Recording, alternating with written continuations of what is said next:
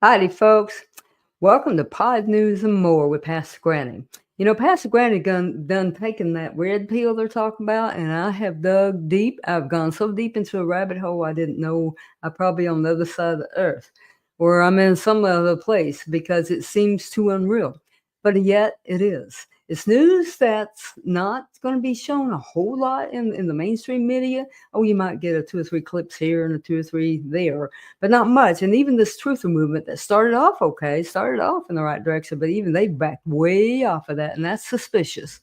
We need to go deeper into helping people that have been through so much and hear their stories, prevent what happened to them from happening to others. And there's ways to do that. We've had the probably had the wrong kind of strategy before, but we're changing strategies now. This week, I'm going to be talking about some clergy sexual abuse survivors, and these are men. These are gentlemen that I've known and had on my show before, but we're gonna dive in to bring you some updates, and I've got some real exciting things to show you after we're done as well. So I'm going to show you some clips from highlights from my shows with Brian Manix and Mark Vath, and these are gentlemen that have been through hell and back, and they have quite a story. I'm hoping that story will encourage you as well, especially if you've ever been hurt or suspect somebody that's being hurt, especially if it's a child or a grandchild, folks. So let's watch these highlights, and I'll be right back. So they decide it's best for me to go live with my grandmother, which was my mother's mother.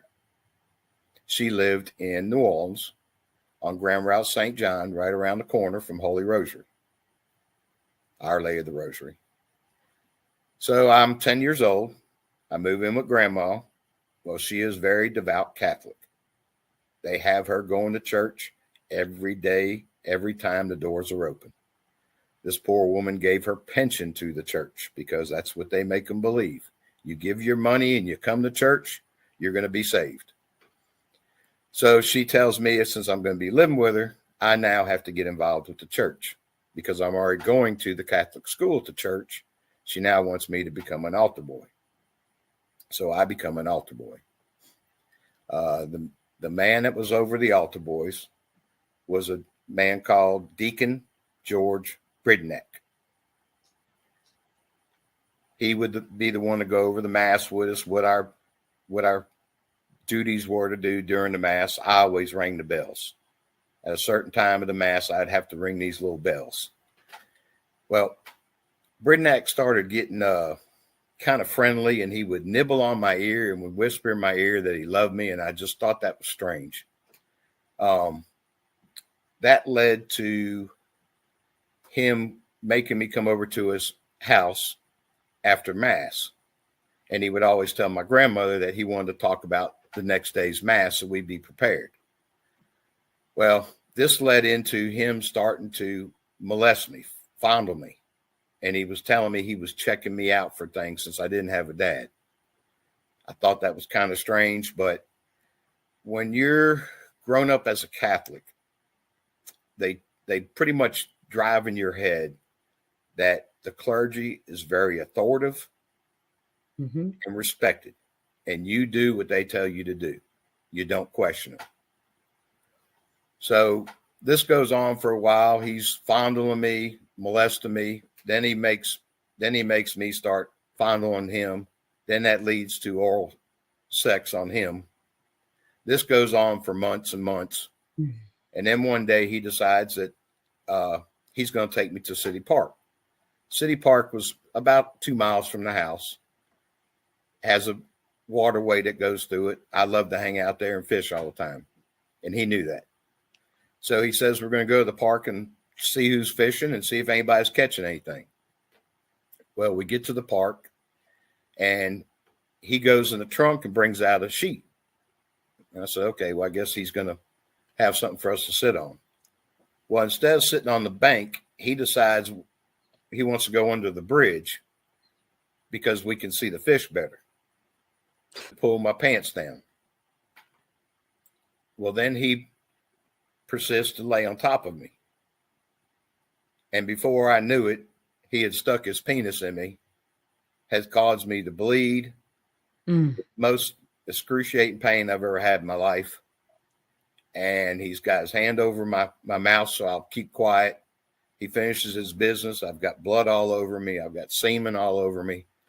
And he's treating me like a rad dog. He tells me, get up, shut up, get dressed, get in the car. He rolls up his blanket, puts it back in the car, and drives me back to his house. Well, at this point, all along, he's been telling me every time he would touch me or do anything to me, you cannot tell anybody. God is watching. God knows what's going on. If you tell anybody, you'll be severely punished. So I'm a 10-year-old child. I'm scared to death. I don't know what to do. I cannot tell my grandmother because it would kill the poor woman. So I was really good friends with a lady that lived across the street from my grandmother. She had a young boy that I would go play with. So I decided to, when he dropped me off, I went and got muddy as I could. And then I went to my friend's mama's house. And she saw me and she said, oh, you better get in here. Your grandma sees you like that, you're going to get a butt whooping. So she made me take a bath, gave me some of Matthew's clothes, and then I went home. Well, I couldn't go to church. I couldn't. I couldn't. I came up with everything possible for me not to go. I'd make the thermometer hot. I would pretend like I was throwing up. And so that lasted a few weeks. I got a little reprieve. And then grandma told me, all right, you're feeling better. You got to go back to church. You're causing them to not have another person. You need to go. Well, here we go. Going on again. The molestation. This goes on for a couple months, and he wants to go to City Park again. Well, right off the bat, Brian knows what that means. And he hurt me so bad the first time, I wasn't going to give him a chance for a second time. This time he brought me to a different part of the city park, brought me back to the back where there's an old football stadium they use only during football season. Well, he pulls up, gets out, and he's looking around, I guess, to make sure there are no bums or homeless people in the park. As he's walking back to the car, he opens up the trunk. Well, I know what he's going to get. He's going to get a sheet. At that time, I jumped out and ran. I hid until I could get out of the park, and I got back to my grandmother's house. Then I started all over again with the sickness, and she said, look, you're not sick. I don't know what's going on, but if you're going to stay here, you've got to stay at that school, and you got to stay as an altar boy. And at this point, I said, I can't stay here. I know what's going to happen if I stay here. When I jumped from place to place, at this time I was heavy in drugs. Tried to commit suicide 3 times. I was just a very mixed up individual. I mean, people don't understand what this does to you psychologically. They talk about PTSD. PTSD is caused by it. It's traumatic. And what they found through studies is men don't even start remembering until they're in their 50s. It's just... Yeah, that's one thing I want to ask you about. I've heard this story, not just from you, but for some reason, you can actually compartmentalize and put it away and not even remember it. Is that correct? I did go see a therapist in San Antonio that was a Christian man, and he did ART therapy on me, which is a rapid hand-eye movement.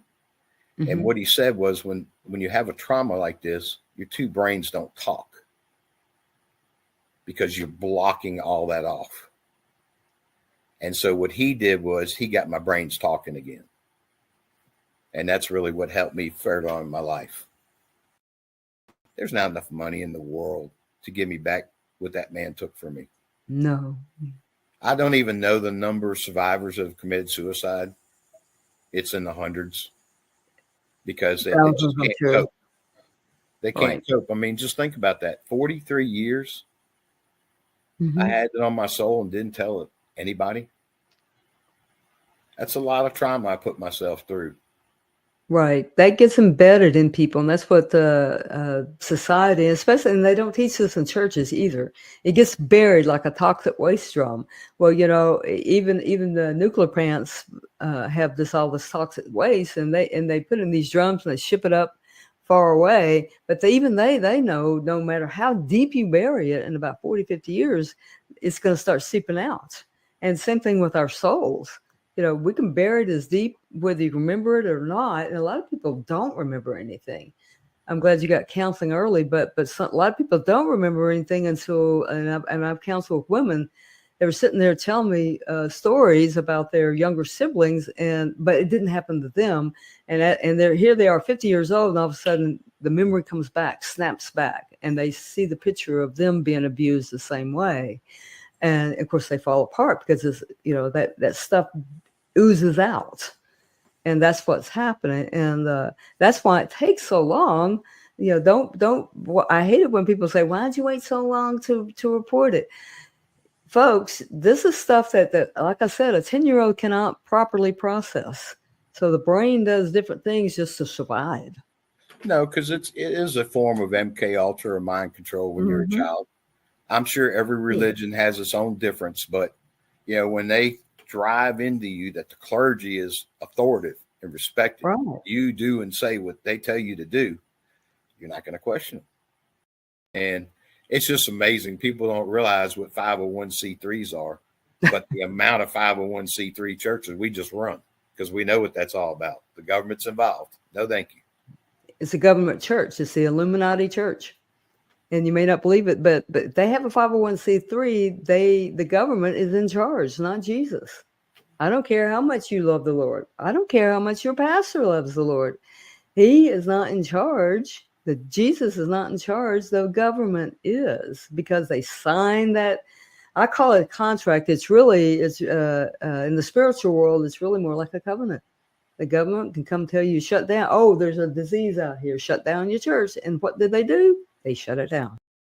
Do you have any final words of encouragement for some of these boys and young men? Tell somebody. Don't be scared. If something's happening to you, tell somebody. Nothing's going to happen to you. For the people that have grandkids that are in any kind of organizations, church organizations, children organizations, because it's even happening in the Boy Scouts. If you see a change in behavior in your children or your grandchildren, start asking questions. You'll know. You'll know if they're acting different. Start asking questions, because these people are evil. They threaten you.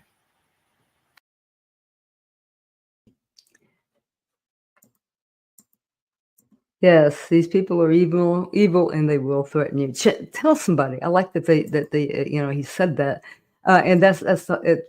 Find some. Hopefully, there's somebody you can trust. Now, right after that interview, I interviewed Brother Mark Vath, who is also didn't have just one or two. He was born into it, and his story is quite remarkable as well. I'm gonna see if I get having a little technical difficulty. There we go. All right, now again, this is Brother Mark Vath, and this is some highlights from his show, and I'll be right back. I was born in 1967. I was born into a Catholic family. My Uncle Joe, who was my paternal grandfather's brother, ended up being the Bishop of Birmingham from 1969 to 1987. We had a couple of Catholic priests in the family, who were first cousins of my father, Paul Calamari, Peter Calamari, and Michael Calamari, a set of three brothers. So this was my grandmother's sister's kids. And Paul, do you want to talk about the memories first? Or if that's what you're led to do, sure. Yeah, I think in 2018, so leading up to 2018. Okay, okay, I hear what you're saying. Let's back up and tell people, at what age do you remember being molested? Remember. Yeah, the first time I remember being molested is about age 7. All the scientific research says that a lot of people cannot remember past age 4. but Hmm. I remember at least 7. However, my rapist had access to me from the day I was born. We Mm. lived next door to him for 2 years, and being a Catholic priest, he was very revered in my family. Hmm. My grandparents, my paternal grandparents, won the Papal Award in New Orleans, which is the highest award any laity can receive. And he was looked at as Jesus on earth. Both priests as well as my uncle, the bishop. I had family members baptize me. I had family members give me my first communion. I had family members give me confirmation. All of the Catholic rituals were given to me by family members. Uh, and Paul began molesting me. The earliest I remember is 7. Right. Uh, it would be in his mom's basement, which was in Mid City, New Orleans. And we'd go over there for family gatherings. Our family got together every Sunday, every Sunday. So I can't tell you, Pastor, how many times it happened. I can't put a number on it. It'd be Mm. unrealistic for me to even try.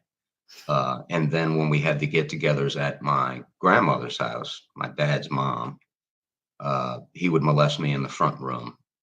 And it all started with wrestling, Pastor, with Paul. Simple. Yeah. Hmm. Yeah, he would wrestle with you and then begin to fondle you. And it got to the point where when I was 16, well, I guess maybe 14, um, I was being molested by Father Gil Martin, who was the Catholic Youth Organization leader at St. Andrew the Apostle, where I was a member of the CYO. But at that point, um, I had been Paul did a lot of nasty things to me, uh, anally sticking coat hangers into my rectum, performing oral sex. Coat Um, hangers? Did you say coat hangers? yeah, remember the old coat hangers that had the cardboard Uh-huh. Hmm. hole on them? He would Oh, utilize those to sodomize me, and that led to oral sex. And tell you the truth, Pastor, I've been through a lot of therapy, and I remember certain things. And you talked about that German, the K, and that's dissociative amnesia. Uh, what happened was I formed a defense mechanism the first time from therapy, the first time that I was molested and raped by Paul. I created a defense mechanism of run, hide it, and run. And that stayed there until I was 49 years old. And I forgot the cross. Paul gave me the Catholic priests had an evil system in place back then where they would identify vulnerable young men with a cross. And Paul gave me a cross oh at no. my confirmation in 7th grade or 8th grade.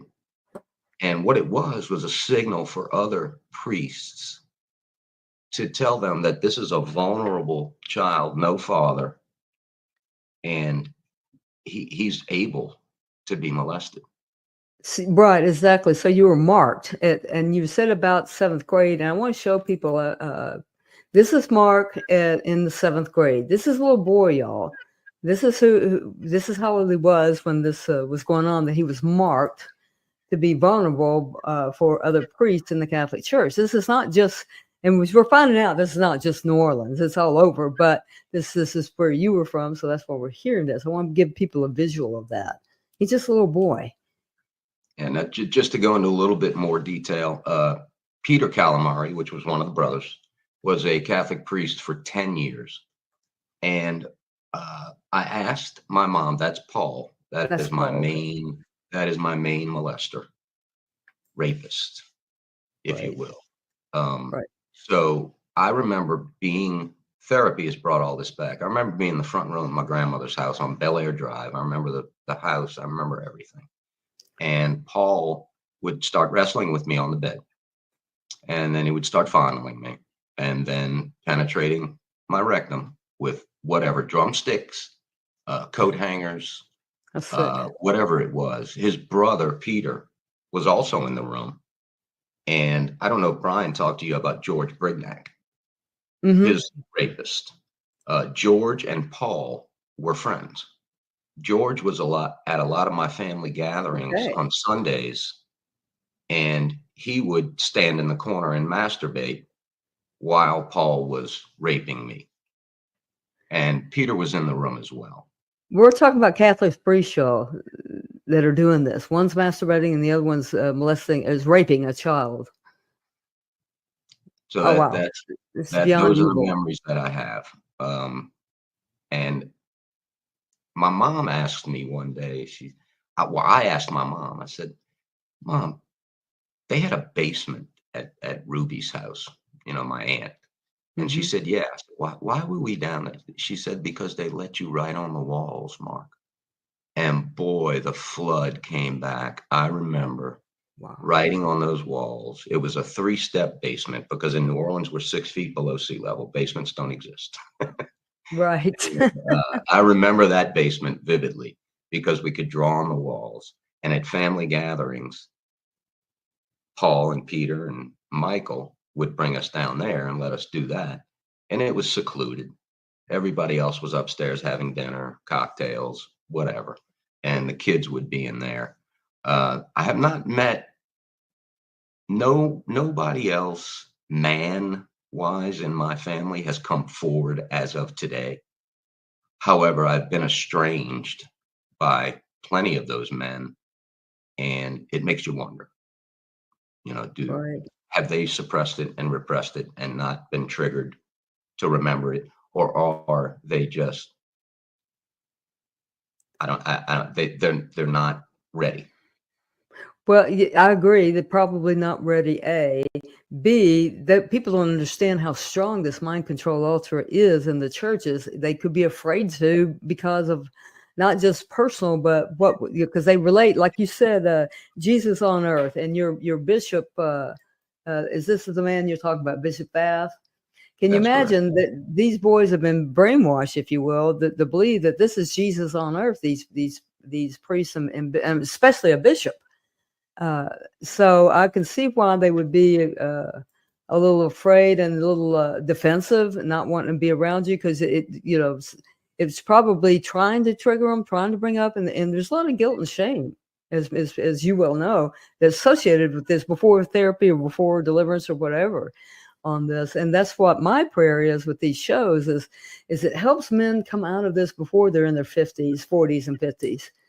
So they don't have to live a life of wondering who they are and things like that. So, yeah, I can understand that, it's terrible to be estranged, as you said, from your family members. It's not a pleasant situation. That's what the devil wants to do, isolate us. And I just praise God that you're coming forth and helping others now.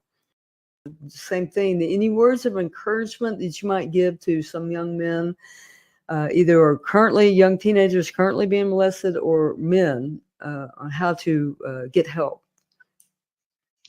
Well, the awareness is the biggest thing. That's what I try to bring by doing these things.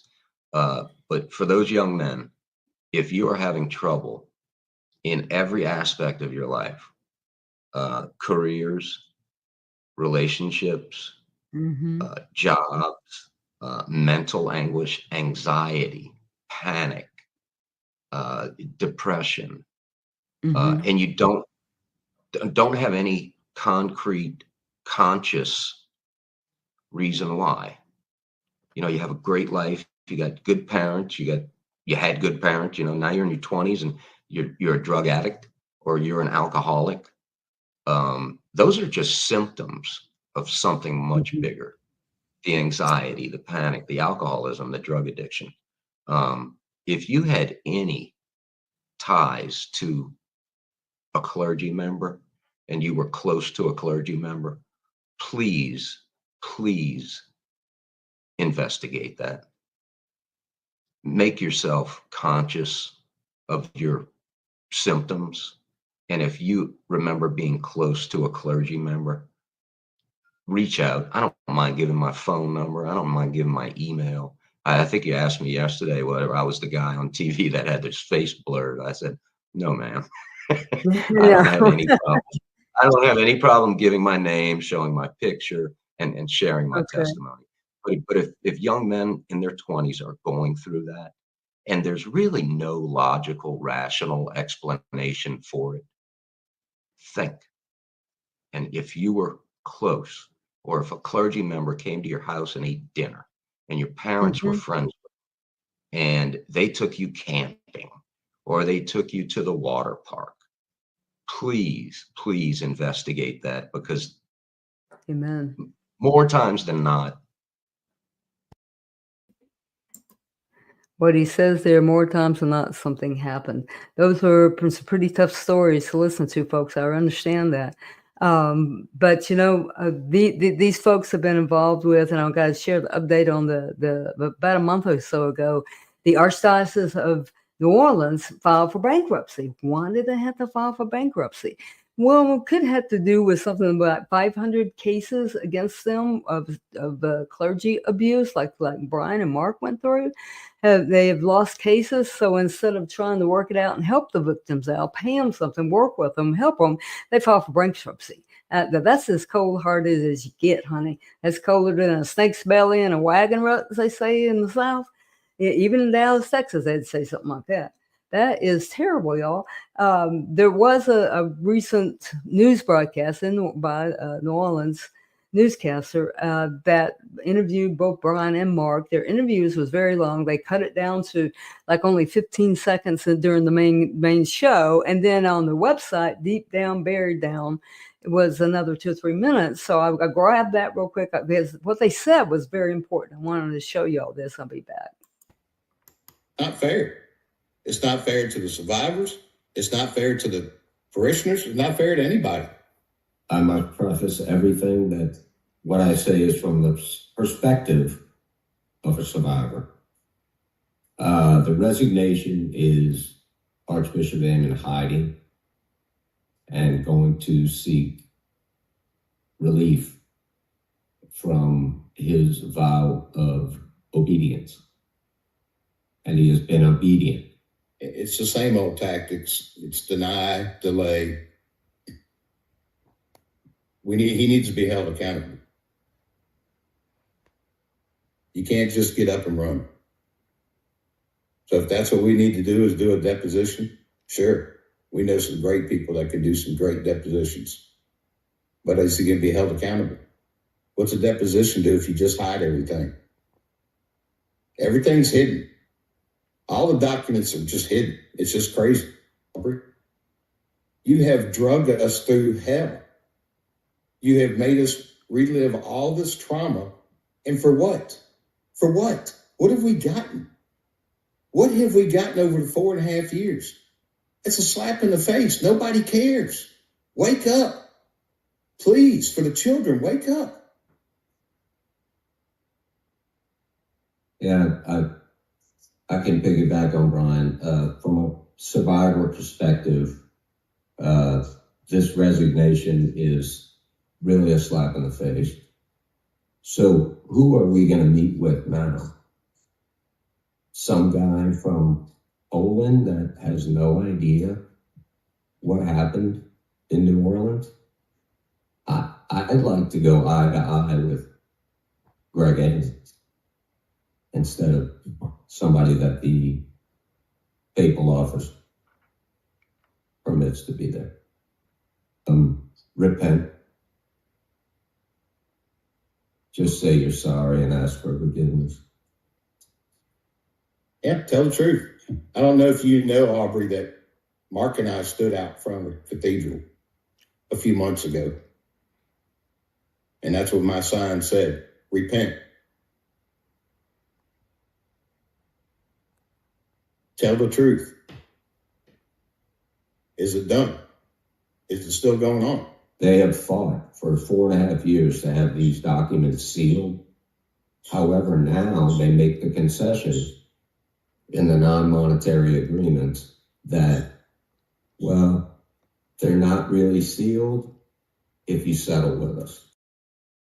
people, and I know it's going to be a blessing for everybody. Again, join us this Friday night at 8 p.m. I'll have special guests Brian and Kim Manix, and they have quite a story. Brian's wife Kim has quite a story in her own right, and so I'm excited to bring them on board and share some more updates and some insights, and we'll have more of this kind of stuff going on. So until next time, be blessed.